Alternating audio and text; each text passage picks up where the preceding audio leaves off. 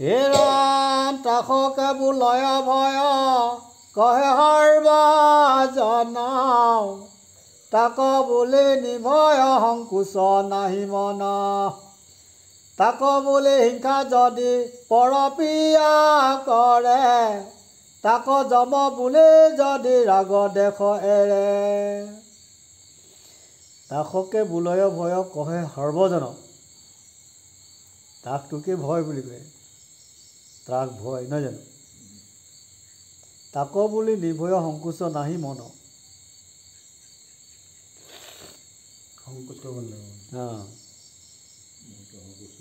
মনটো সংকোচত কৰিলে নহ'ব তাক বুলি হিংসা যদি পৰ প্ৰিয়া কৰে আনক দুখ দিব যায় তাক যম বুলি যদি ৰাগ দেখ এৰে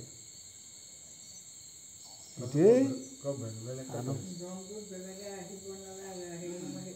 আনক প্ৰিয়া দিলেই যম সেয়া পাই সৃষ্টি হ'ব নহয় জানো আনক প্ৰিয় মানে আনৰ পৰা আমি যেতিয়া শাস্তি পাওঁ বেলেগে বিভিন্ন ধৰণৰ আমাক কথা কৰিব হিংসা অসূয়া প্ৰবৃত্তিবিলাক যেতিয়া আমাৰ জীৱনলৈ ঠেলি দিয়ে তেতিয়া আমি মানে শাস্তি পাওঁ নহয় সেই কৰ্মবিলাকেই যম সেইবিলাকৰ যিজনে অনুভূতি নকৰিব যাৰ ওচৰত এইবিলাক ভাৱ নাহেই গম পাইছা প্ৰলয় যেতিয়া আহিলে ওপৰত কৈছে নহয় প্ৰলয় যেতিয়া আহিছে ত্ৰাহি ত্ৰাহি মাম বুলি চবেই চিঞৰে নহয় হৰিবোল হৰিবোল বুলি সেই ত্ৰাস আহিলেও যিজনৰ সংকোচ নাই যাৰ মনত ভয় একো এটা নাই ভূমিকম্প আহিলেও মানে অনুভূতি নাই আহিছে যাব বা কৈছে আৰু যে যিটো বস্তু এদিন মানে কৃষ্ণকান্ত হেণ্ডিকে মানে কি হয় পঢ়ি থাকোঁতে ঘৰৰ মাকে ক'লে বোলে বেটা ভূমিকম্প আহিছে বহিবলৈ পীৰাখন পাৰি দিয়া তেওঁ কৈছিলে মানে তেওঁ মানে ইমানে পঢ়াত মানে মগ্ন হৈছিলে যে ভূমিকম্পক বহিবৰ কাৰণে পীৰাখন পাৰি দিয়া বুলি ক'লে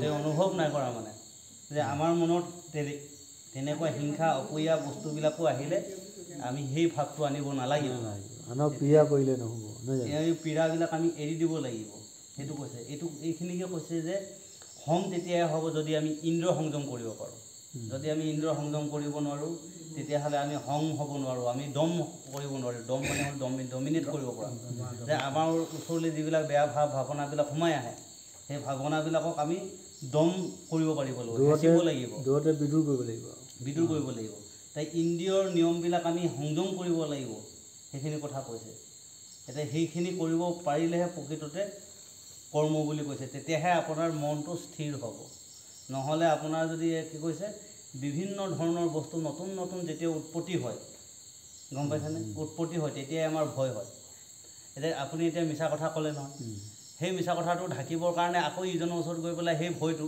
ঢাকিবৰ কাৰণে আকৌ এটা মিছা কথা ক'লে আকৌ সেই মিছা কথাটো ঢাকিবৰ কাৰণে আকৌ মিছা কথা ক'লে তাৰমানে এটা এটা নতুন নতুন মানে মিছা কথাৰ উৎপত্তি বাঢ়ি গৈ আছে সেই কমি যোৱা নাই মানে সময়ত সেই মিছাবোৰ লগ লাগি পানি মানে এটা বিশাল মিছা হ'ব তাৰ মানুহে ক'ব কি এই মানুহটো মিছলীয়া বিপদ আৰু তেওঁৰ কথা কোনেও বিশ্বাস নকৰে এটা সময়ত সেই কথাখিনি আমাক কৈছে এইবিলাক যিজনে যাৰ মনলৈ অলপো সেই মানে ৰাগ দেশ ভাৱ নাহে তেনেকুৱা হ'বলৈ কৈ আছে কৃষ্ণ হে ৰাম পাইলে নাহি আনন্দ ন পাইলে নাহি কষ্ট লৈবে লব্ধে সন্তোষ তাহাৰ নাম তুষ্ট ন্যায় উপাৰ্জিত ধন দিবহু পাতক তাক দান বুলি আক হয় সৰ্বলোকে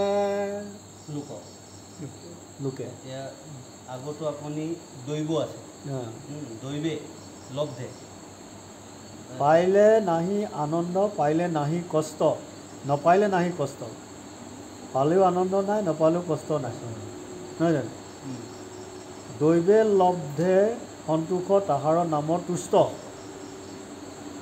ন্যায় উপাৰ্জিত ধন দিব হুপাতক তাক দান বলিয়া কহয় সৰ্বলোকে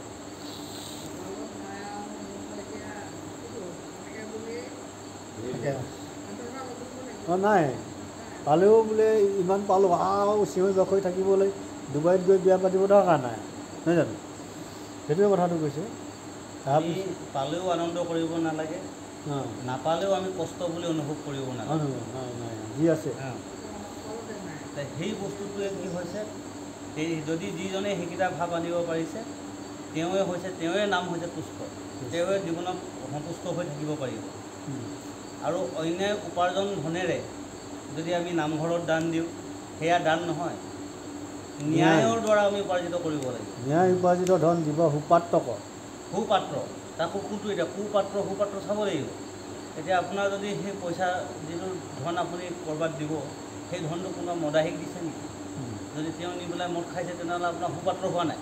বা পূজা দিছে ক'ৰবাত যদি আপুনি পূজা পাতলত দি দিলে, সি ছাগলীটো আনি যেতিয়া বলি দি দিলে, তেতিয়া আপোনাৰ সেই পইচাটোৱে যেতিয়া আপোনাৰ সুপাত্ৰ হোৱা নাই, সেইখিনি হৈছে কুপাত্ৰ।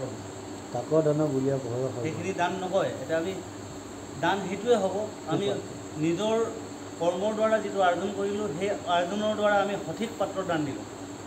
এতিয়া সঠিক পাত্ৰ এইটো বুজাইছে, যিটো যে আমি মাহ প্ৰসাদৰ ক্ষেত্ৰতে নহয়, যে নামঘৰত আজি মাহ প্ৰসাদৰ কাৰণে আমি আগবঢ়ালোঁ, সেইটোও নহ'ব। সঠিক পাত্ৰ নকৰিলে সঠিক পাত্ৰ সেইটো হয় যে এটা শিশুসকলৰ কাৰণে আমি কিবা এটা অনুষ্ঠান পাতিলোঁ, সেই অনুষ্ঠানটোৰ কাৰণে শিশুসকলৰ কল্যাণ ক'ত সাধন হৈ আছে, তাত যদি আপুনি দিছে, বা কাৰোবাৰ বেমাৰ আজাৰ হৈছে, তাকো আমাৰ সহায় সহযোগ কৰি দিলোঁ, সেইটোৱে সুপাত্ৰ বুলি কৈছে প্ৰকৃততে।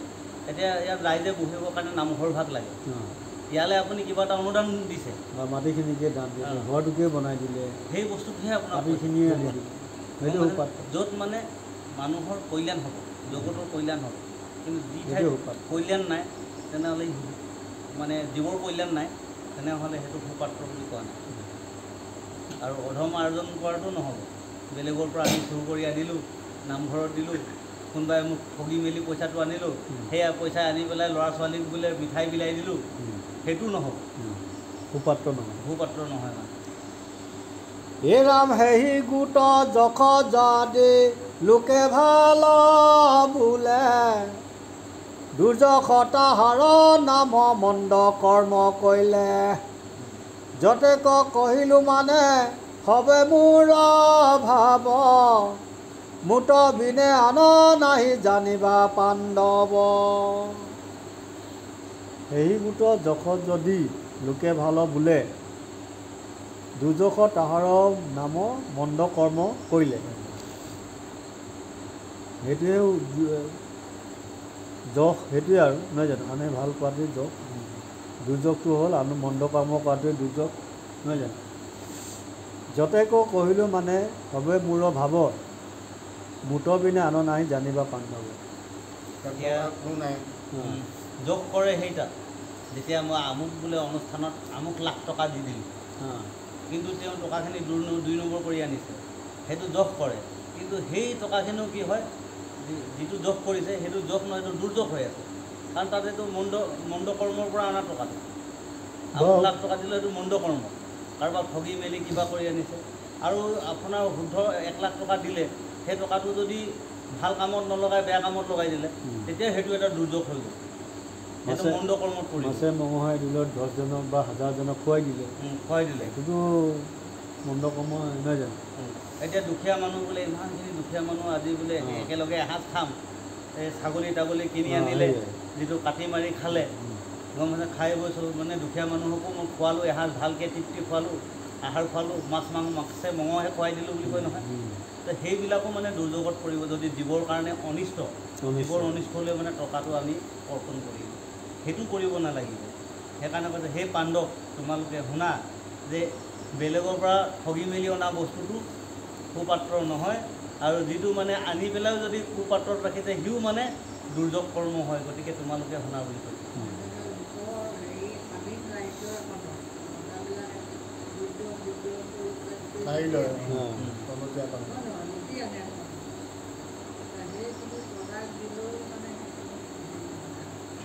শুদ্ধ নহয়, ভগৱানে মানে সেইখিনি ওপৰত চায়েই মানে। হেৰা মূৰ নাভি কমলত ব্ৰহ্মা জন্ম হৈলা, ব্ৰহ্মা হন্তে সপ্ত ঋষি মনু উপজিলা, ব্ৰহ্মাৰ ভ্ৰমধ্য হন্তে ভৈলা সন্ধ্যা বেলা, ঘোৰ ভয়ংকৰ ৰূপে কাল উপজিলা। মূৰ নাভি কমলত ব্ৰহ্মা জন্ম হৈলা, ব্ৰহ্মাহঁতে সপ্তঋষি মনু উপজিলা, ব্ৰহ্মাৰ পৰা সপ্তঋষি মনুৰ জন্ম হ'ল। এতিয়া ভগৱন্তৰ নাভি কমলত ব্ৰহ্মৰ জন্ম হৈছে, ব্ৰহ্মাৰ জন্ম হৈছে। সেইকাৰণে আমি এই ব্ৰহ্মটো চিনি পাব লাগে। ব্ৰহ্ম চিনি পাবলৈ হ'লে আমি শুদ্ধ ভকত লাগিব, গম পাইছেনে? গুৰু লাগিব। এতিয়া বিনা গুৰুত আমি ব্ৰহ্ম চিনি নাপাওঁ। ব্ৰহ্মক চিনি পালেহে ব্ৰহ্মা চিনি পাব। এতিয়া আমি এনেই আৰু ব্ৰহ্মা চাৰিমূৰীয়া সেইটো কৈ থাকিলে নহ'ব। গতিকে চাৰিটা পাৰৰ বিষয়ে আমি জানিব লাগিব। চাৰিটা পাৰৰ চাৰিটা মূল, ব্ৰহ্মৰ মূল। তো সেইটো কাৰণে আমাক কি হ'ল, সাধু লাগিব। এতিয়া আমি সাধু হম নজনাকৈ আমি এইখিনি তত্ত্ব ভাঙিব নোৱাৰোঁ দেই। এতিয়া সাধুহে এইখিনি তত্ত্ব ভাঙি দিব। ব্ৰহ্মা পাৰ, পৰ পাৰ, যত পাৰ কি যিখিনি আছে, বিষ্ণু পাৰ, তাৰ ব্ৰহ্মাৰ চাৰিটা মূৰৰ চাৰিটা মানে পাৰ আছে। তো সেইখিনিৰ কাৰণে এই তেওঁৰ চাৰিটা মূৰৰ পৰা কি হৈছে, 9জন ঋষি জন্ম হৈ আছে। সপ্ত ঋষি, হা, ব্ৰহ্মা হওঁতে সপ্ত ঋষি, মনু ঋষি জন্ম হোৱা নাই জানো? মনু উপজিলে। সপ্ত ঋষিৰ পৰা 8জন ঋষিৰ পাছত আকৌ মনু জন্ম। পৃথিৱীৰ প্ৰথম 7জন ঋষি জন্ম হ'ল।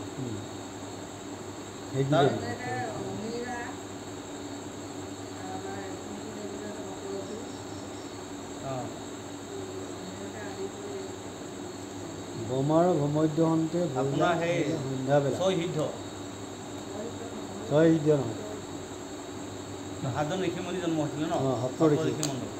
তাৰপিছত মানে এইখিনি যিখিনি আমাৰ জন্ম হ'ল, সপ্ত ঋষি উপজিলা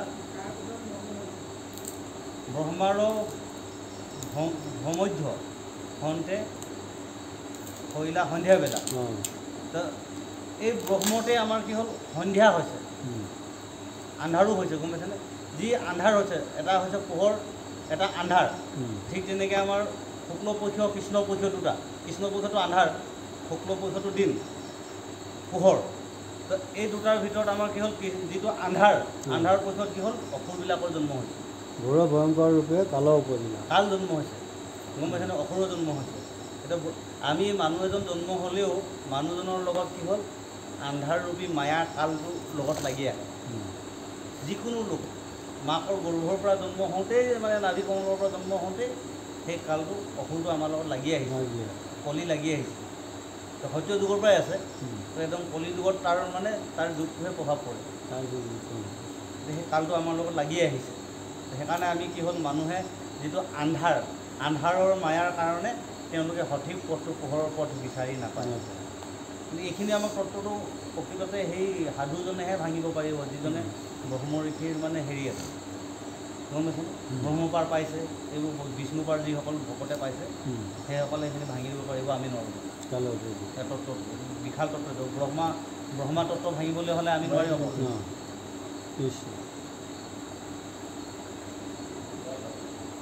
হে ৰাম, কইনা এক উপজিলা কটাক্ষৰ মাজে, জাত ব্ৰহ্মা মোহ গয়া বৰ পাইলা লাজে, মুখ হন্তে বজ ভৈলা সপ্ত ঋষি পুনু, বাহু হন্তে উপজিলা স্বয়ম্ভূৰ মনু।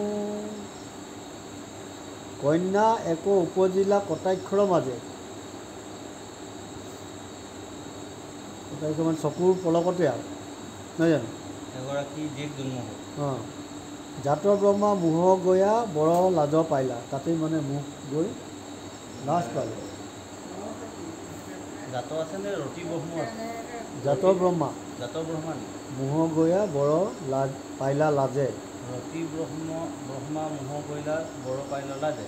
সৰস্বতী যেতিয়া পাতক্ষতে সৰস্বতী জন্ম হ'ল, সৰস্বতীৰ লগত যেতিয়া ব্ৰহ্মাৰ ৰতি হ'ল, সেইটোতহে লাজ পাইছে। জাত নহয়, তাত জাত হ'ব নালাগে মানে, গম পাইছেনে? ইয়াত লিখা আছে ৰতি। জাত ব্ৰহ্মা মোহ গয়া বৰ পাইলা লাজে, মুখ হন্তে বাজ ভৈলা সপ্ত ঋষি পুনু। এতিয়া সৰস্বতীৰ লগত ৰতিহে হ'ল, যিটো ৰতিক্ৰিয়াৰ কাৰণে লাজ পালে। বাহু হন্তে উপজিলা স্বয়ম্ভূ মনু। ৰতি নহয়, সৰস্বতীৰ লগতহে ব্ৰহ্মাৰ মানে ৰতি হ'ল, তেতিয়া যাৰ কাৰণে লাজ পাইছে তেওঁ সেই লাজত নাৰদে হাও দিলে। নাৰদে হাও দিছে নহয়। আৰু সেইখিনিৰ পৰাই আপোনাৰ মুখৰ অংশত ঋষিমুনি জন্ম, সেইকাৰণে আপোনাৰ নাভিৰ পৰা ওপৰৰ অংশত মানে হেৰিও জন্ম বুলি কৈছে নহয়, কি কয়, ব্ৰাহ্মণৰ বাহুৰ পৰা আপোনাৰ ব্ৰাহ্মণৰ জন্ম, বাহুৰ পৰা ক্ষত্ৰিয় জন্ম। জীয়েকে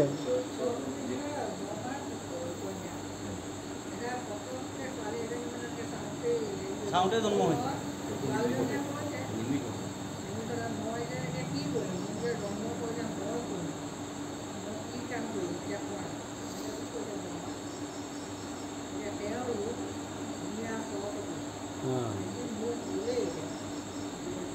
এইটো হৈছে মানে কি হ'ল, যেতিয়া কন্যা সৰস্বতী জন্ম হ'ল সেই সময়ত মৎস্য অৱতাৰৰ কাৰণে ঘটনা এটা ঘটি আছে, গম পাইছেনে? ব্ৰহ্মাই তেতিয়া বিয়া পতা নাছিলে। সৰস্বতী যেতিয়া জন্ম হ'ল, জন্ম হোৱাৰ লগে লগে ব্ৰহ্মা, বিষ্ণু, শিৱ এফালে সৰস্বতী আৰু দুৰ্গাক মাতিলে। মাতি পেলাই কি হ'ল, কৃষ্ণই মানে চাৰিবেদ উদ্ধাৰৰ কথা কৈ আছে, তাক কিন্তু লক্ষীক নামাতিলে। তাত লক্ষীয়ে খং উঠিলে। লক্ষীক মানে নাৰদে গৈ কৈ দিলেগৈ। সেই খং উঠাৰ কাৰণে কি হ'ল, নাৰদেৱ কৈ দিলে, লক্ষী খং উঠিলে। খং উঠিলে লক্ষীয়ে নিজৰ হাড়ৰ পৰা এটা হৰ দৈত্য জন্ম দি দিলে। আৰু হৰ দৈত্যই ক'লে, মই জন্ম লৈ কি হ'ম? মোৰ কাৰণে পৃথিৱীত যে জন্ম হ'লোঁ, এতিয়া মোক এগৰাকী নাৰী লাগে। তেনেহ'লে পৃথিৱীৰ আটাইতকৈ ধুনীয়া নাৰীগৰাকী সৰস্বতী, যোৱা তুমি সৰস্বতীকে মানে বিয়া কৰি লোৱা। লক্ষীয়ে তেনেকৈ কৈ দিলে। কৈ দিয়াৰ লগে লগে সি সৰস্বতীৰ ওচৰলৈ মানে বিচাৰি যায়। ব্ৰহ্মাই কথাটো গম পালে, এতিয়া সৰস্বতীক মানে যদি অসুৰে বিয়া পাতে নহ'ব, তেতিয়া কি হ'ল, সৰস্বতীক ব্ৰহ্মাই বিয়া পাতিলে। নহয়, সৰস্বতী এতিয়া সৰস্বতী যেতিয়া ব্ৰহ্মাই বিয়া পাতিলে, তেতিয়া সৰস্বতীয়েও এই কথাটো গম পালে যে অসুৰ আহিছে। তাই নিজৰ ৰূপটো বিকৃত কৰি ল'লে, আটাইতকৈ দেখাত বেয়া ছোৱালী এজনী হৈ গ'ল। কিমান কাৰ হৈ গ'ল। যেতিয়া সৰস্বতী বেয়া ৰূপ ল'লে, তেতিয়া হৰদৈত্যই ক'লে যে আটাইতকৈ দেখাত বেয়া ছোৱালী সৰস্বতী, আৰু গোটেই তিনিজনীও মই চালোঁগৈ, তাৰ ভিতৰত লক্ষীয়ে আটাইতকৈ ধুনীয়া, গতিকে মা মই তোকে বিয়া পাতিম। লক্ষীক খেদি লৈ ফুৰিছে বিয়া পাতিবৰ কাৰণে। সৰপাত উলটি গ'ল, উলটি গ'ল। এতিয়া লক্ষীক বিচাৰি ফুৰিছে, লক্ষীক খেদি ফুৰিছে। তো এফালে ব্ৰহ্মাই হেৰিয়ক সৰস্বতীক বিয়া পতাৰ কাৰণে নাৰদে মানে খং হ'ল যে তই নিজৰ জীয়েকৰ লগত এইটো কাম কৰিলি, এনেকৈ ৰতি কৰ্ম কৰিলি। তেতিয়া নাৰদে মানে ব্ৰহ্মাক সাও দিছে যে পৃথিৱীত চবৰে পূজা হ'ব, আপোনাৰ পূজা ক'তো নহ'ব। ব্ৰহ্মা পূজা নাই। তো ব্ৰহ্মাৰ পূজা তেতিয়াৰ পৰা মানে নাৰদে সাও দিছে। আৰু নাৰদেও মানে এই যে কথাটো যে লগাই ফুৰিছিলে, তাক কথা লগাই থকাৰ কাৰণে বাপেকে নাৰদক সাও দিলে, তুমিও মানে 3টা জন্ম ল'ব লাগিব। নাৰদক তেতিয়া নাৰদে 3টা জন্ম লৈছে। তো সেই কি কয়, কি কয়, ৰাৱণহেঁতৰ সময়ত বিভীষণ, তাৰপিছত হেৰিয়ৰ মহাভাৰতৰ যুদ্ধত শকুনি, সেইটো হৈছে নাৰদৰ অৱতাৰ। গম পাইছেনে? তো 3টা জন্ম নাৰদে জন্ম ল'ব লাগে। মোবাইলত চাইছিলোঁ। তো সেই নাৰদৰ অৱতাৰ। বৰমা যেতিয়া নেকি হেৰি দিয়ে যে সাও দিয়ে, বৰমাক আকৌ নাৰদে সাও দিয়ে। আৰু কলিকালতহে সেই নাৰদ উদ্ধাৰ হ'ব ভকতৰ দ্বাৰা। তেওঁ সেইকাৰণে কলিকালত ভকত ৰূপেৰে সোমাই আছে। নাৰদো বৰমা পুতেক নহয় নেকি? ব্ৰহ্মাৰে পুতেক। ভনীয়েক আৰু এইজনী সৰস্বতী হ'ল ভনীয়েক। মানে সেইটো কাৰণে এইটো ঘটনাটো ঘটিলে। এই ব্ৰহ্মাই কি হ'ল, ৰতি হ'ল সৰস্বতীৰ লগত। আৰু সেই ৰতি হওঁতে মুখৰ হওঁতে হেৰি হ'ল, সপ্ত ঋষি জন্ম হ'ল। আৰু বাহুৰ পৰা স্বয়ম্ভুৰ মনু জন্ম হ'ল। বাহু মানে ক্ষত্ৰিয়ৰ পৰা জন্ম হ'ল। হে ৰাম হৃদয়ত হতৰূপা কন্যা উপজিলা, আদ্য মনু স্বয়ম্ভুৱে তাংক বিহা দিলা। দক্ষ আদি কৰিয়া যতেক প্ৰজাপতি, বমতনু দ্বাৰে জানা মুহুৰ বিভূতি। হৃদয়ত হতৰূপা কন্যা উপজিলা, আদ্য মনু স্বয়ম্ভুৱে তাকো বিহা দিলা। স্বয়ম্ভু মনু, এই মনুৰ লগত হতৰূপাক বিয়া দিছে। আৰু সেই দুজনৰ পৰাই মানুহৰ জন্ম আহিছে। এতিয়া কাৰ লগত? ব্ৰহ্মাৰে জীয়েক নহয় জানো? মনু হৈছে ব্ৰহ্মাৰ পুতেক, আৰু হতৰূপাও হৈছে ব্ৰহ্মাৰে জীয়েক। ককাই ভনীয়েকৰ মানে সৃষ্টি তেওঁৱে কৰিছে নহয়, সৃষ্টিকৰ্তা তেওঁৱে। বায়েক ভনীয়েক দুয়োটাক ক'বই আৰু সৃষ্টি তেওঁৱে কৰিছে। আৰম্ভণি এতিয়াতো মহাদেৱ শিৱই পাৰ্বতীক বিয়া পাতিছে। ইনডাইৰেক্টলি শিৱৰ মাক পাৰ্বতী। কাৰণ 3জন দেৱতাৰে, ব্ৰহ্মা, বিষ্ণু, শিৱ, তিনিৰে মাতৃ হৈছে দুৰ্গা। নহয়, আকৌ এই যেতিয়া নেকি আপোনাৰ এই প্ৰথম জন্ম হৈছিলে বোলে এতিয়া মানে এইখনততো এইভাগে বেলেগত মানে এই হেৰি হ'ল চাৰি সিদ্ধ কথাটো ইয়াত হোৱা নাই। ব্ৰহ্মাৰে চাৰি সিদ্ধ সৃষ্টিহে কৰিছে। চাৰি সিদ্ধ সৃষ্টি হ'ল, সিহঁতক মানুহ বনাব দিয়াৰ পাছত খুব মানে সিহঁতি বিয়া নেপাতোঁ বুলি ক'লে। তেতিয়া খঙতে ৰুদ্ৰ জন্ম হ'ল। নহয়, আপোনাৰ সেইটো ভাগৱত প্ৰথম আছে। যেতিয়া যিটো সৃষ্টি হৈছিলে, ব্ৰহ্মা যেতিয়া নাভি কমলৰ পৰা ব্ৰহ্মা সৃষ্টি হ'ল, ব্ৰহ্মাক দায়িত্ব দিলে আপুনি সৃষ্টি কৰক। তেতিয়া ব্ৰহ্মাই কি হ'ল, সৎগুণৰ পৰা সৎগুণী আহাৰ খাই পেলাই ব্ৰহ্মাই সৃষ্টি কৰিলে। তেতিয়া চাৰি সিদ্ধ আৰু নাৰদ জন্ম হ'ল। তেওঁলোকে সৎগুণৰ পৰা জন্ম হোৱাৰ কাৰণে তেওঁলোকে বিবাহ নকৰে, গম পালেনে? তাৰপিছত ৰজগুণৰ তমগুণ সৃষ্টি কৰিলে। তমগুণৰ পৰা যেতিয়া সৃষ্টি কৰিলে সেয়া শিৱ জন্ম হ'ল। তমগুণ আহাৰেদি শিৱ জন্ম হ'লৰ দায়িত্ববোৰ শিৱক দিলে। শিৱই কি কৰিলে, যেতিয়া সৃষ্টি কৰিছিলে গোটেই সৃষ্টিত কি কৰিলে, ভূত প্ৰেত কিবা কিবি আংকি পাংকি কিবা কিবি বনাই দিলে। শিৱক সৃষ্টি কৰালে মোকতো হেৰি লাগে, তেতিয়া মানে উমাক সৃষ্টি কৰিলে যে উমাক দিছোঁ তুমি কৈলাশত, ভাগৱত আছে এইটো তোমাক কৈলাশত দিয়া হৈছে। তেতিয়া মানে কি হ'ল, ব্ৰহ্মাই মানে হেৰি শিৱ পুতেক, ব্ৰহ্মাই জীয়েক, এইটো কি কয় আপোনাৰ উমা। শিৱ পাছত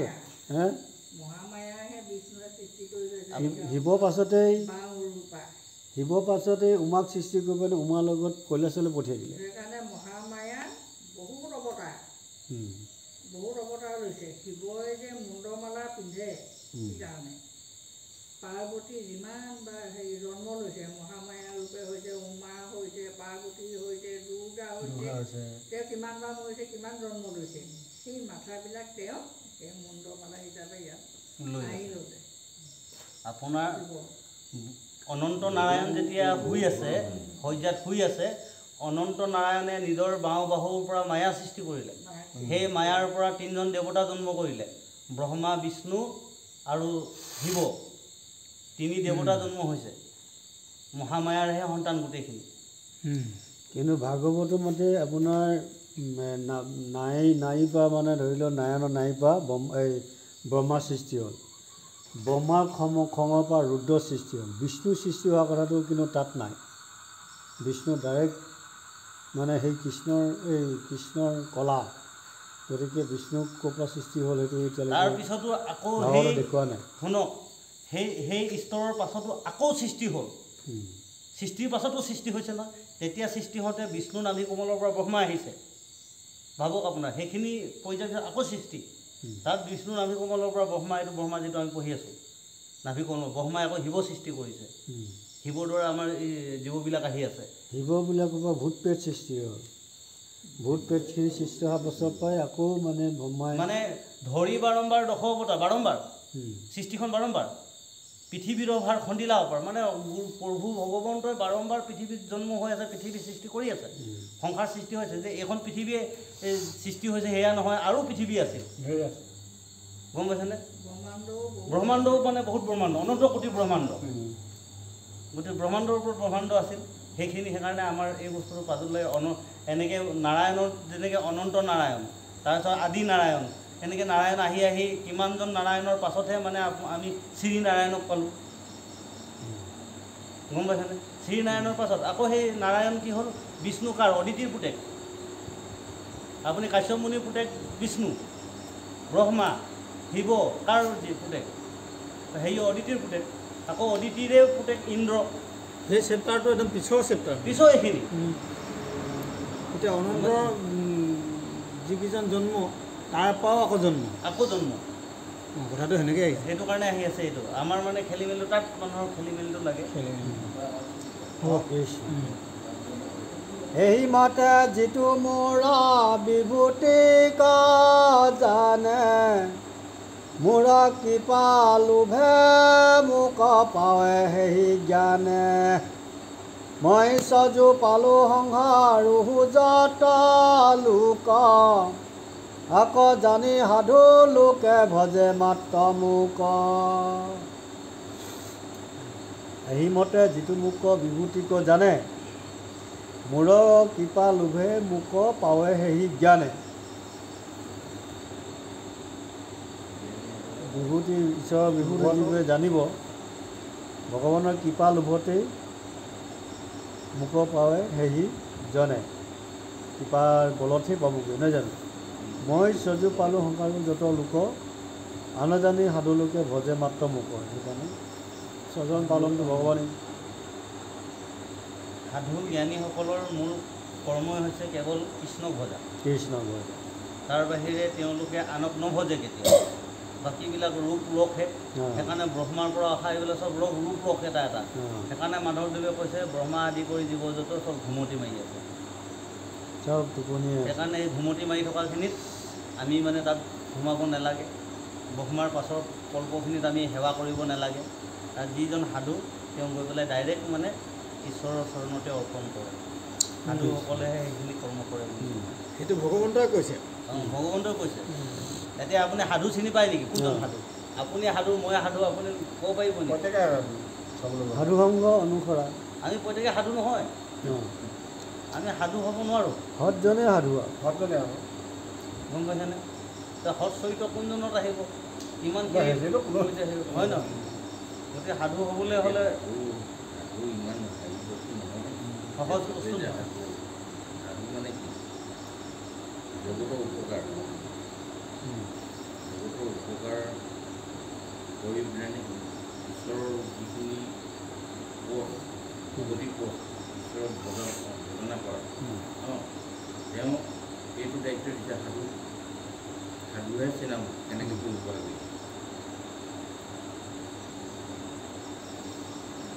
এতিয়া কথা হ'ল কি আমি সাধুৰ ব্যৱস্থাটো আমি গ্ৰহণ কৰিবলৈ চেষ্টা কৰিব লাগিব সাধু সংগ ল'বৰ চেষ্টা কৰোঁ তাত মানে অসাধুও থাকিব পাৰে সাধু এতিয়া- গ্ৰহণ কৰিব লাগিব এতিয়া সাধু সাধু আপুনি গ্ৰহণ কৰিব লাগিব সাধু সংগলৈ আহিব লাগিব সাধু সংগ শ্ৰৱণ কীৰ্তনত সাধু সময়তো থাকিবই লাগিব সাধু আপুনি গ্ৰহণ গুৰু গ্ৰহণ যেনেকৈ কৰিছে মন যেনেকৈ লৈছে ঠিক তেনেকৈ মানে সাধু আপুনি গ্ৰহণ কৰিব লাগিব সাধু ধৰিব লাগিব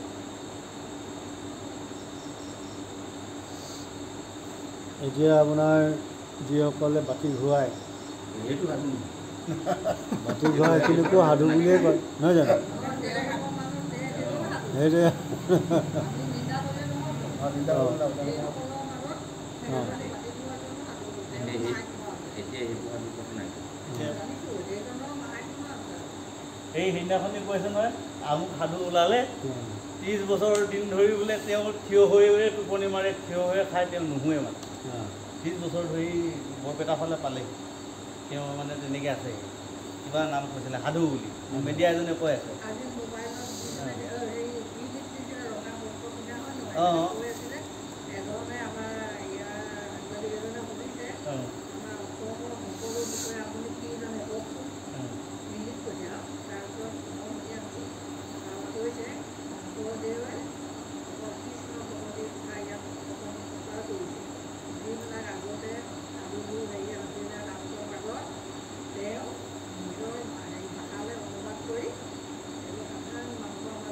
বুজাই দিছে বুজাই দিছে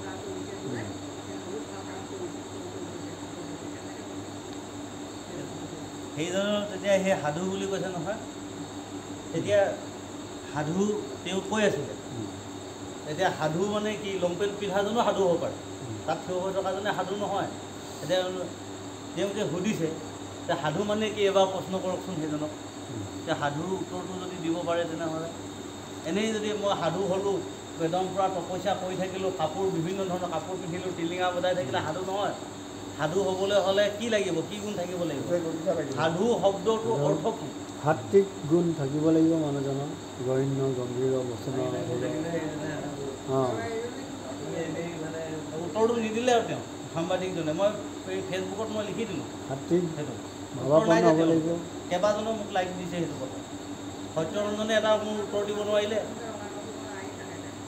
অঁ এই মানে ডাইৰেক্ট ভগৱান আৰু ৰঙা কাপোৰ পিন্ধা এজনে পীত বস্ত্ৰ ভগৱানৰ হাৰি দিছে এতিয়া পিতৰ বস্তু কেৱল কৃষ্ণৰহে ভকতৰটো নহয় ভকতৰ বগা বস্তু সেই সাধু শব্দৰ অৰ্থটো আমি জানিব লাগিব এনেই আমি সাধু বুলি কৈ থাকিলেও নহ'ব সেইসকলৰ সেৱা কাৰিলেও আমি নহ'ব এতিয়া ইয়াতে কৈছে হেৰা মোতেকে অপ্ৰিয়া প্ৰাণ মন বুদ্ধি চিত মুহুৰ কথা শুনি হুৱে আনন্দিত সেইজনীয়ে সাধু মোতেকে অৰ্পিয়া প্ৰাণ মন বুদ্ধি চিত মন বুদ্ধি চিত তেওঁতে দি দিছে চব তিনিটাও মানে অৰ্পণ কৰি দিব পৰাতে ভগৱানৰ নাম গুণ আনন্দমতে লোৱাজনেই সাধু মোৰ জন্ম কৰ্ম কথা কৰয় কথন অনু অন্যে কৰে প্ৰেমে শ্ৰৱণ কীৰ্তন ইজনে সিজনে আমি যেতিয়া শ্ৰৱণ কীৰ্তন কৰিছোঁ নহয় জানো এয়াই মানে সাধু সংগ কৰয় কথন মোৰ জন্ম কৰ্ম কথা কৰয় কথন জন্ম কৰ্ম কথাটোৱে আমি পাতি আছোঁ নহয় জানো অনু অন্যে কৰে প্ৰেমে শ্ৰৱণ কীৰ্তন সকলোৱে আমি শ্ৰৱণ কীৰ্তন আনন্দ মানে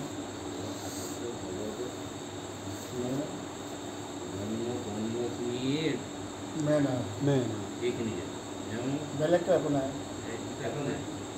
গীতাটো একেই জন্ম কৰ্মখিনি যদি আমি শ্ৰৱণ কীৰ্তন কৰি থওঁ তেওঁ তাতে মানে সন্তোষ গীতাত কৈয়ে গ'ল নহয় আৰু তেওঁ গুণানী কীৰ্তনটো যোনখিনি মানে জন্ম কৰ্মখিনি মানে আমি হৈ থাকিব লাগিব গাব লাগিব শুনিব লাগিব শুদ্ধ চিতে তাতে আকৌ মানে আনন্দ পাব লাগিব ভগৱানৰ নাম গুণ ল'বলৈ হ'লে নহয় জানো আনন্দটো আহিবই লাগিব আৰু য'ত ঈশ্বৰৰ নাম গুণ শ্ৰৱণ কীৰ্তন হ'ব সেইটোৱেই অঞ্চলটো সাধু সংগ য'ত দেৱ দেৱতাৰ পূজা পাতলৰ কথা আলোচনা হ'ব সেইটো সাধু সংগ হ'ব নোৱাৰিব পাৰে নহ'ব ভগৱানে ডাইৰেক্ট কৈছে তো মোৰ শ্ৰৱণ কীৰ্তন কোৱা কথাটোলেহে পাতিলেহে নহয় জানো সাধু সংগ নোৱাৰিব পাৰে নহয় নোৱাৰে নহয় সাধু নহ'বই শাস্ত্ৰই কোৱা নাই নহয় জানো কীৰ্তন নাথাকে ইয়াত আকৌ কৈছে জন্ম কৰ্ম এতিয়া কি হ'ল কি আমাৰ জন্মটো আমি জন্ম ক'ত হ'ল কৰ্ম কি কৰিলে দৈৱকী নন্দন নহয় জানো তাতে জন্ম আৰু কৰ্ম হ'ল তেখেতৰ বাকী কৰ্মখিনি শান্ত পালন কৰা মানে এয়াই কওঁ হে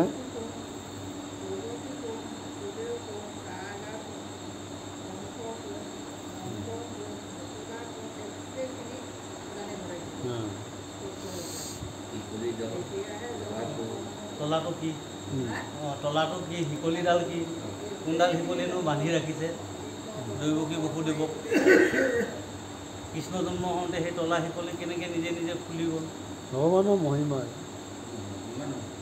যমুনা নদীখন কি কেনেকৈ যমুনা নদীৰ মাজেদি ওলাই আহিলে নাগ সাপে কেনেকৈ পোনা ধৰি আহিলে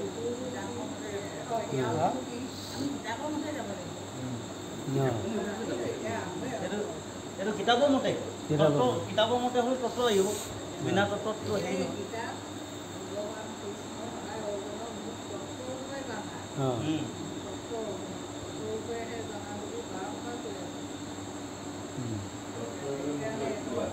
তত্ত্ব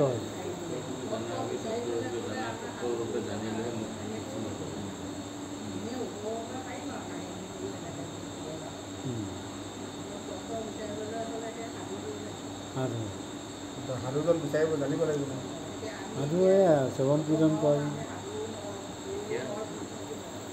এতিয়া কি বস্তু বংশ কাৰাগাৰ কৃষ্ণ জন্ম হৈছে কৃষ্ণ জন্ম হোৱাৰ বাকীখিনি চব পালি পহৰীয়া নিদ্ৰা কৰিছে হাইয়াৰ বাপেকে কৃষ্ণক লৈ আহিছে মাথাত তুলি লৈ অহাৰ লগতো হাইয়াৰ দৰ্জা নিজে নিজে খোল খাই গৈছে আকৌ ঘূৰি আহিছে হাইয়াৰ কৃষ্ণক থৈ হাইয়াক লৈ আহিছে কি আছিলে যোগমায়াক লৈ আহিছে আকৌ সোমাইছে লগে তলা বন্ধু গৈ আছে নহ'লে যোগমায়া জন্ম হ'ল হেৰিয়ে ক'বই নোৱাৰে অচেতন অচেতন অচেতন নহয় এইবিলাক আগলৈ নহয় নহয় আমি কিতাপৰ মতে কৈছোঁ এইটো কেলৈ বৰ্ণনা কৰিছে ইয়াতো আছে ন এটি শিশু মাতৃগৰ্ভত আছে কাৰাগাৰখন এতিয়া সেই দৰ্জা এখন কাৰাগাৰৰ দৰ্জাখন চাই সেইফালৰ পৰা চাবলৈ গ'লে হয় দেহতত্বত সেই কাৰাগাৰৰ দৰ্জাখন খুলিব অট'মেটিক খুলিব সময়ত আজিকালি চিজাৰিং হ'ল নহয় খুলিবই আকৌ তাত আকৌ ভৰাবতো নোৱাৰে ওলালে যোগমায়া কেনেকৈ বাৰু খুব খালে ন অট'মেটিক আহি গ'ল এতিয়া এতিয়া বছৰতে পালে হয় যমুনা নৈখন এতিয়া পাৰ কৰিব লাগে খুব যমুনা পাৰ কৰিব এতিয়া যিসকলে পিতৃ মাতৃয়ে জন্ম হওঁতে দেখিছে নিজৰ সন্তান জন্ম হওঁতে যিসকলে যদি আছে আহিব তেতিয়া জানি এই খুব যমুনা এনেকৈ গোটাই গৈছে এই যমুনা পাৰ কৰি নন্দৰ গোটাই মাৰি চাৰি কাটি পেলাই মাছ দিলে নাই আগত বহুতে সেই সময়ত নন্দ যমুনা সন্তানটো ওলাবলৈ আমি আনন্দ কৰিছোঁ তাৰপিছতে নন্দ যমুনা সেইয়া যমুনা পাৰ কৰি টানি আৰু এই নন্দ যশোদাৰ ওচৰত গৃহকৰ্মৰ মায়া সেই সময়ত চিন্তা নকৰে ল'ৰাটোৱে কি খাব ছোৱালীজনীয়ে কি খাব সেইখিনিত লাগিব তেওঁ আৰু বাহিৰৰ মায়াৰ কথা চিন্তা নকৰে যোগমায়া কি গুচি গ'ল সেই দৈৱকী বসুদেৱৰ তাতে মানে কংসই চাই আছে য'ত কৃষ্ণ আছে তাত যোগমায়া নাই চাব ক'ত আছেগৈ আকৌ মানে যেতিয়া কৃষ্ণ মাতৃগৰ্ভত যে দৈৱকী বসুদেৱৰ গৰ্ভত আছিলে তেতিয়া আকৌ যোগমায়া জন্ম হৈছে নন্দ যশোদাৰ ঘৰত যোগমায়া এইফালে যেতিয়াই নেকি কৃষ্ণ এইফালে আহিলে যোগমায়া তালৈ গুচি গ'ল কংসই মানে কেৱল মায়াটোহে দেখা পালে সেইকাৰণে মায়াটোক কি হ'ল হেৰি এগৰাকী ছোৱালীৰ ৰূপে দেখা পাইছে মায়া সদায় প্ৰকৃতিৰ ৰূপত দেখুওৱা হয় সেইকাৰণে কংসই মায়াটো দেখা পালে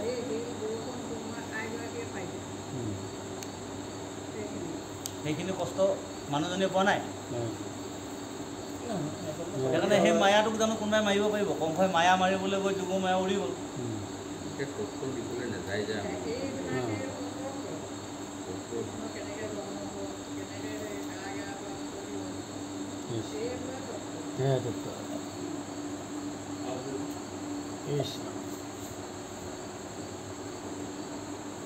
হে ৰাম কতো কহে কতো শুনে বুজে পৰস্পৰে মূৰ যশ গুণ গাই তাকে ক্ৰিয়া কৰে এই মতে ভক্তি জ্ঞান কৰয় প্ৰকাশ মূৰ দয়া হুয় অবিদ্যা কৰে নাশ কতো কহে কতো শুনে বুজে পৰস্পৰে মানে বুজাবুজি হ'ব লাগিব ইজনে ইজন নহয় জানো অঁ কতো কহে কতো শুনে ক'ত পঢ়িব কোনোবাই শুনিব বুজে পৰস্পৰে মূৰ যশ গুণ গাই তাকে ক্ৰিয়া কৰে যশ গুণ গাই নাচ গান কৰিব ক্ৰিয়া কৰিব এই মতে ভক্তি জ্ঞান কৰয় প্ৰকাশ এনেকৈয়ে মানে ভক্তি জ্ঞান আমাৰ মানে প্ৰকাশ কৰিব লাগিব মূৰ দয়া হুয় অবিদ্যা কৰে নাশ ভগৱানৰ দয়া হ'লেহে আমাৰ অবিদ্যাবোৰ নাশ হ'ব এতিয়া মানে ঘৰত মনত পোৱা নাই আমি ভাল ৰস লগা ওলালে আৰু পঢ়ি থাকিব হয় নাচ গান থাকিব অঁ ৰাতিপুৱাই যাব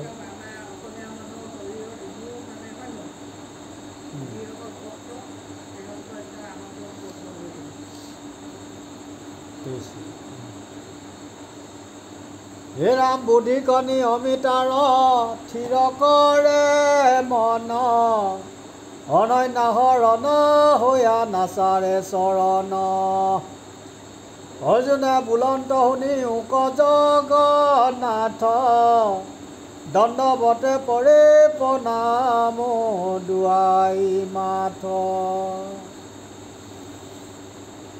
বুদ্ধিক নিয়মিত তাৰ থিৰ কৰে মনটো ঠিক কৰিব লাগিব বুদ্ধিটোক নিয়মলৈ আনিব লাগিব নহয় জানো অনন্য হৰণ হৈয়া নচাই চৰণটো এৰিব নালাগিব ভগৱন্তৰ। অৰ্জুনে বুলন্ত শুনিও ক জগন্নাথ দণ্ডৱতে পৰি প্ৰণামো দুৱাই মাথো। এতিয়া বুদ্ধিটো নিয়মিব কেনেকৈ? বুদ্ধিক নিয়মি তাৰ থিৰ কৰি মনটো ঠিক কৰিলেই বুদ্ধিটো ৰখিব। মন যদি খেলি মেলি কৰিলে বুদ্ধি টানি লাগিব। বুদ্ধিয়ে টানিবনে মনেহে টানি নিয়ে চব? বুদ্ধিটো ওলাব নহয় তাৰ পাছে পাছে। অঁ গম পাইছেনে? মনকহে টানিব বুদ্ধিয়ে। বুদ্ধিটো নিয়ম হ'ব।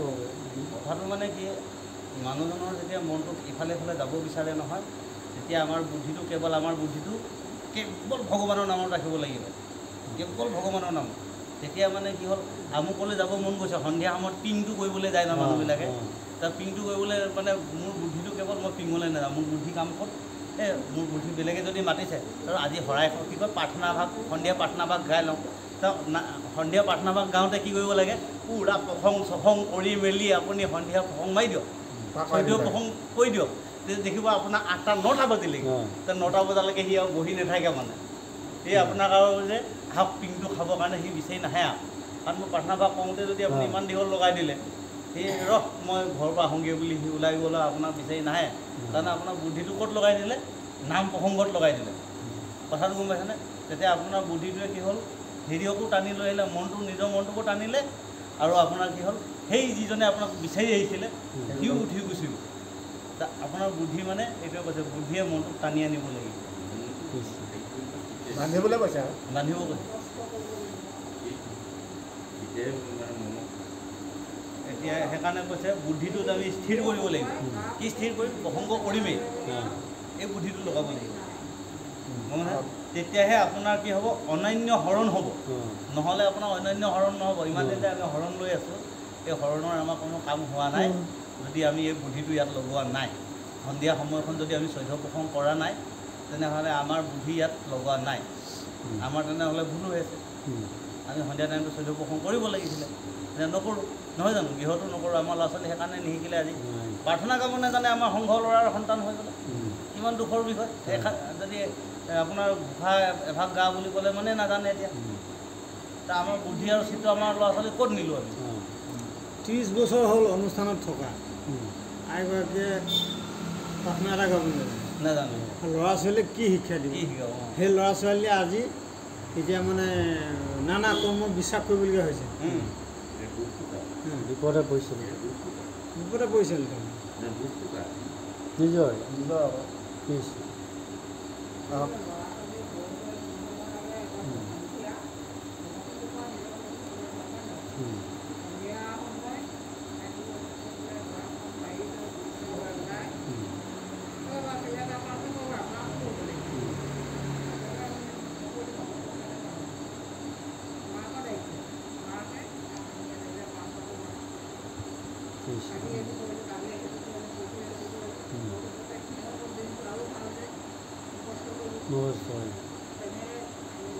এটা গাবলৈ লাজ নাপায় আৰু। সেইটোৱে কৈছে, হে অৰ্জুন, এয়াই অনন্য হৰণ হ'ব। মই জগন্নাথৰ ওচৰত দণ্ডৱতে আমাৰ কি হ'ল, মূৰ দোৱাবলৈ কৈছে। এই বুদ্ধিটো কৰিব কৈছে। এতিয়া সন্ধিয়া সময়ত আমাৰ বেলেগে বিচাৰি যোৱাতকৈ আমি নামঘৰলৈ আহোঁ। আমি দণ্ডৱতে ইয়াত যদি মাথাটো পেলাই দিওঁ, বেলেগে এতিয়া সন্ধিয়া আমাক বিচাৰি খোৱা মানুহ নাই। নহ'লে আমাৰ লগৰ ল'ৰা, ঐ আছোন তিনিআলি মূৰলৈ, ঐ আমুকলৈ আছোন, আমাক এতিয়া বিচাৰি নাহে। কাৰণ ইয়াক বিচাৰিলে নাপামেই। তেতিয়া গ'লে নামঘৰলৈ জানো বেলেগ আহিব? কেতিয়াও নাহে। গম পাইছেনে? ইয়াতো বিচাৰি নাহে। নামঘৰ পৰা এতিয়া উঠি নাযায় 9টা বজালৈকে। 9টা বজাত তাৰ টাইমেই হৈ গ'ল, খাই বৈ শুব এতিয়া। সি এতিয়া আৰু বিচাৰি নুফুৰে।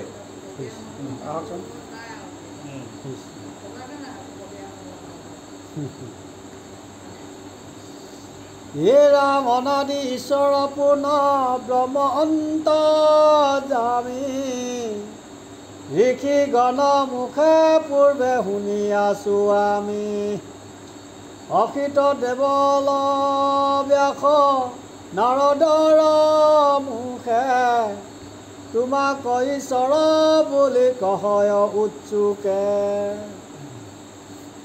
অনাদি ঈশ্বৰ পূৰ্ণব্ৰহ্ম অন্তৰ্যামী ঋষিগণৰ মুখে পূৰ্বে শুনি আছোঁ আমি ঋষিসকলৰ মুখৰ পৰা শুনিছোঁ এইটো কোনে ক'লে? অৰ্জুনে ক'লে? অৰ্জুনে। ইয়াত অৰ্জুনে কৈ আছে অঁ অনাদি ঈশ্বৰৰ পূৰ্ণ ব্ৰহ্ম অন্তৰ্যামী তুমি পূৰ্ণ ব্ৰহ্ম অন্তৰ্যামী অঁ আমি ঋষিসকলৰ মুখৰ পৰা আগৰ পৰাই শুনি আছোঁ নাৰদৰ পৰা অতিশ দেৱলত ব্যাস নাৰদৰ মুখে নাৰদ আৰু ব্যাসৰ মুখেৰে শুনি আছোঁ মানে এইবিলাক কৈছে কি বৈষ্ণৱ ভকতজনে আমাৰ আগত ঈশ্বৰৰ কথা সদায় চৰ্চা কৰি থাকে আগতেই কৈ থৈছে। আগতে কৰাই আছে আমি শুনি আছোঁ গম পাইছেনে এতিয়া আমি সেই তেওঁলোকৰ কথা শুনাৰ কাৰণে আজি আমি নামঘৰলৈ আহি থাকোঁ আমাৰ মনবিলাক সদায় চিত্ৰৰূপেৰে পৰি আছে কেলৈ আমি আগতেও শুনিছিলোঁ সেই নাৰদসকলে কৈছিলে আমাৰ আগত গতিকে তেওঁলোকৰ কথা শুনাৰ বাবে আজি আমাৰ মন চিত্ৰ ইয়াত সোমাই গ'ল আমি শুনিছোঁ তুমি যে অন্তৰ্যামী প্ৰভু ভগৱন্ত এতিয়া চিনাকি কৰি দিয়া যে এই কথাষাৰ কাক কৈছে ঈশ্বৰক কৈছে যে আমি সেই গুৰুজনৰ ওচৰত যেতিয়া আসন লৈ পেলাই যিজন মূল গুৰু সেইকাৰণে কৈছে গীতাত পোনপ্ৰথমে কৈছে মই পুনচাৰক কৃষ্ণক পাইবাৰ যাহাৰ প্ৰসাদে জ্ঞান চৰণত নতি নচাৰূপমতি তাহি গুৰু ভগৱান কোন ভগৱান বুলি ক'লে গুৰুজন সেই গুৰুক যেতিয়া আমি আগফালে লৈ পেলাই এই কথাখিনি যদি আমি সেৱা কৰোঁ গুৰুৱে তেতিয়া আমাক অন্তৰ্যামী ভগৱান ক'ত স্থিতি লয় কি লয় সেইখিনি আমাক এটিকে আমাক দেখুৱাই যাব আমি এতিয়া সংঘ হিচাপে ইয়াত আছোঁ হয় সংঘ এটা অনুষ্ঠানহে ইয়াত ভকতিৰ ভিতৰৰ তত্ত্বটো ইয়াত নাই নহয় আমি চবচোন এই অনুষ্ঠানটোত আমি কি হ'ল একতা ৰূপেৰে থাকিব পৰা নীতিৰে আমাৰ শৰণ ভজনলৈকে আছে ভক্তিৰ যিটো ভিতৰুৱা পৰপাৰ যতপাৰ বিষ্ণুপাৰ যিখিনি পাৰ ভকতি সেইখিনি ইয়াত আমাৰ নাই নহয় সমাজখিনিক টানি আনিবৰ কাৰণে এটা ঈশ্বৰৰ ওচৰলৈ আমাক টানি আনিব পৰা এটা পদ্ধতিহে এই পদ্ধতিটোত আপোনাৰ সকলো সংযোগ আছিলে যেতিয়া আমাৰ সংঘ সৃষ্টি হৈছিলে তেতিয়া আপোনাৰ ইলাৰাম দাসৰ পৰা ধৰি আকৌ সত্ৰাধিকাৰ পীতাম্বৰদেৱ গোস্বামী বা এইজন সত্ৰাধিকাৰ নহয় আকৌ যেতিয়া নেকি দক্ষিণপাট সত্ৰৰ সত্ৰাধিকাৰ সেই সময়ত পীতাম্বৰদেৱ গোস্বামী আছিলে তেওঁলোকে মিলি যাতে অসমীয়াৰ সঠিক ভকতি ভাগটো আমি দিব পাৰোঁ সেই বুলিহে সংগঠনটো খুলিছিলে ইয়াত কেৱল শৰণৰ ছিষ্টেমটোহে আছিলে ইয়াত ভজন নাছিলে ভজনটো পাছত ইলাৰাম দাস প্ৰভুজনাই জোৰ জবজ কৰি কিবা কৰোঁতে তেতিয়া সোণাৰাম চুতীয়া প্ৰভুজনাই মিলি পেলাই কি কৰিলে ভজনটো দিয়াৰ ব্যৱস্থা কৰিলে এই ভজনৰ তেতিয়াৰ পৰাই চলিলে কিন্তু সংঘত এতিয়া আমাৰ শৰণ আৰু ভজন আছে দেখিছেনে ভকতিৰ যিটো পাৰ সেইটো নাই আমি সেই পাৰখিনিলৈও আমি যাব লাগিব কেনেকৈ আমি ইয়াৰ পৰা ঈশ্বৰৰ কথাৰ চৰ্চা কৰি জ্ঞান লৈ আমি পাৰ ভকতি বিচাৰিব লাগিব সেই গুৰুকেইজনৰ ওচৰত যাব লাগিব গুৰুবোৰ আছে আমি বিচাৰিব লাগিব তেনেকুৱা গুৰু আমি আনি পেলাই সংঘত স্থাপন দি পেলাই তেওঁলোকৰ পৰা আমি সেই ভকতি আমি ল'ব লাগে যিটো নিৰ্গুণ ভকতি পায় গম পাইছেনে তেওঁলোকে আমাৰ পাৰটো দেখাব ঈশ্বৰ ব্ৰহ্ম পাৰ্কত থাকে বিষ্ণু পাৰ্কত থাকে সেই ভকতিটো তেতিয়া কি হ'ল প্ৰকৃতি পুৰুষৰ দুইটো কৰি পৰক তেতিয়াহে প্ৰকৃতি পুৰুষৰ মাজতে হ'ব মানে স্বামী পত্নীৰ মাজত সেই ভকতিটো বিলাক এতিয়া আমি এতিয়া নামঘোষাত সেইটোৱে কৈছে সেইকাৰণে প্ৰকৃতি পুৰুষৰ দুইটো কৰি পৰক দহাইনো নিজৰ কাৰণ তেওঁলোকে নিজৰ কাৰণেহে যে এই সংসাৰৰ পৰা আমি কেনেকৈ পাৰ পাই যাম যে নিজৰ কাৰণেহে প্ৰণাম কৰিব আকৌ কৈছে প্ৰকৃতি পুৰুষ দুয়ো নিয়ন্ত মাধৱ সমস্তই আত্মা হৰি পৰম বান্ধৱ প্ৰভু ঈশ্বৰ নিৰ্ণয় তাত আমাক কৈছে যে প্ৰকৃতি পুৰুষ দুইজন নিয়ন্ত মাধৱ হ'ব লাগিব স্বামী পত্নী দুই এক হ'ব লাগিব তেতিয়াহে এই ভকতিটো শিকিব এনেই আমাৰ নিসিজে গম পাইছেনে এতিয়া আমাৰ ইয়াত আমি বহিছোঁ ইয়াত আমাৰ আলোচনাহে হ'ব ঈশ্বৰৰ কেনেকৈ এটা আলোচনা হ'ব কিন্তু আমাৰ এই আলোচনাত আমাৰ ভকতিটো এতিয়াও আমাৰ সিজিবলৈ সময় আছে স্বামী পত্নীৰ দিনে এই ভকতি সিজাব নোৱাৰে গৃহস্থিৰ কাৰণে সেইখিনিৰ কাৰণে আমি আগবাঢ়িব লাগে কৃষ্ণ কৃষ্ণ হে ৰাম সম্পত্তি তোমাৰ মুখে শুনিলোঁ ক্ষণ যত ভ্ৰম দূৰ গৈল গুচিল অজ্ঞান তোমাৰ বাক্যৰ কোনে বুজিবে ক ভাৱ সুৰ নৰ হৃদয় মুনি নুবুজে দানৱ সম্পত্তি তোমাৰ মুখে শুনিও এক্ষণ যত ভ্ৰম দূৰ গৈল গুচিল অজ্ঞান এইটো অৰ্জুনে কৈছে যে এতিয়া এই ক্ষণত প্ৰভু ভগৱন্ত হে প্ৰভু তোমাৰ চৰণ পোৱাৰ লগে লগে মোৰ অজ্ঞান গুচি গ'ল মই মানে তোমাৰ এই বাক্য শুনি মই বুজি পালোঁ মোৰ সুৰ নৰ সিদ্ধ মুনিসকলেও যিটো কথা বুজি নাপায় তত্ত্ব নাপায় নুবুজে দানৱসকলে এইবোৰ নুবুজে সিদ্ধ মুনিসকলেও এইটো বুজি পোৱা নাছিলে, গম পাইছেনে? সেইকাৰণে কৈছে নহয়, কি কয়, হেৰিয়ৰ ঘৰত জন্ম ল'লে, নন্দ যশোদাই কিন্তু কৃষ্ণক বান্ধি ৰাখিলে, সিদ্ধ মুনিগণেও সেই তত্ত্ব নাপালে। বৰগীত এটাত আছে, সিদ্ধ মুনিগণেও মানে তত্ত্ব পোৱা নাই বুলি, তুমি প্ৰভু নিগুণৰ গুণেৰ সীমা নাই, নিগুণ হৈ দিব অভিগুণ গায়, সেই বৰগীতৰ তলতে আছে নেকি? নন্দ যশোদা পুত্ৰকে বিচাৰিছিলে বাৰু। নহয়, তেওঁলোকৰ নন্দ যশোদাৰ ঘৰটো খেলি আছে কৃষ্ণৰ লগত নন্দ যশোদাই খেলি আছে, কিন্তু ঋষি মুনিসকলেও পোৱা নাই। এতিয়া ইমান জ্ঞানী লোকসকলে ভগৱানৰ কথা পাইছে নেকি? নাই পোৱা। ইয়াত এতিয়া আমি কৃষ্ণৰ নামৰ আনন্দ কোনে লৈছে? আপুনি লৈছোঁ, মই লৈছোঁ, এই আই বাপসকলে লৈছে। আমি এতিয়া কৃষ্ণ নামত নন্দ যশোদা হৈ থকা নাই জানো? কাৰ নাম লৈছোঁ? কৃষ্ণ নামত। এতিয়া আমি কৃষ্ণৰ খেল খেলি আছোঁ। আমি কি হ'ল, কৃষ্ণক ইয়াতে হৰিনামৰ বান্ধোনতে ইয়াত আমি বান্ধি ৰাখিছোঁ, কিন্তু তেওঁলোকে একদম মানে ঋষি মুনি লেকচাৰ মাৰি থকাসকলেও ডাঙৰ কলেজত লেকচাৰ মাৰিছে, কিন্তু কৃষ্ণ ভক্তি তেওঁলোকে এতিয়াও পোৱা নাই। সেইকাৰণে তেওঁলোকে মাষ্টাৰ ডিগ্ৰী পাৰ হৈ মানে কিবা ডক্টৰেট ডিগ্ৰী লগাই দিয়ে, তথাপি মানে কৃষ্ণৰ লগত খেলিব নোৱাৰে। কৃষ্ণ খেলিব পাৰে জানো?